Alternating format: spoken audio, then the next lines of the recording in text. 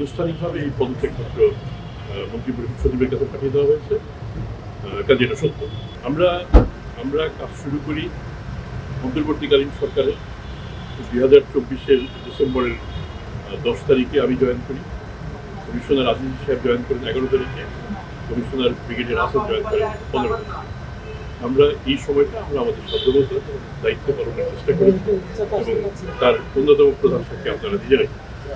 আমরা আপনাদের পরিপূর্ণ সহযোগিতা পেয়েছি এবং আমরা এই জন্য বিশেষভাবে as you are the whistle blower for us, আমরা আপনাদের কাছে কৃতজ্ঞতা প্রকাশ করি। আমরা অন্তর্বর্তীকালীন সরকারের বাকি অংশটুকু আমরা পুরো করেছি এবং নতুন নির্বাচিত সরকার আসার পর আমরা আমাদের 14তম দিনে আমরা পদত্যাগ করেছি। RICL TMX, যুগের পর যুগ স্থাপনা থাকে মজবুত। আমাদের পদত্যাগের বিশেষ কোনো কারণ নেই। আমরা অনুভব করেছি যে এই পরিবর্তনের পর নির্বাচিত যে সরকার, সেই সরকারেরও প্রত্যাশা রয়েছে। সরকার তার সেই প্রত্যাশা মিট আপ করার জন্য নিশ্চয়ই আমাদের চেয়ে অধিকতর যোগ্য কমিশন এখানে স্থাপন করবেন এবং তাতে দুর্নীতি দমন কমিশন যেমন ভালো হবে, রাষ্ট্রেরও আমি বিশ্বাস করি উপকার হবে এবং সেটা আপনারা নিজেরা নিশ্চয়ই দেখবেন।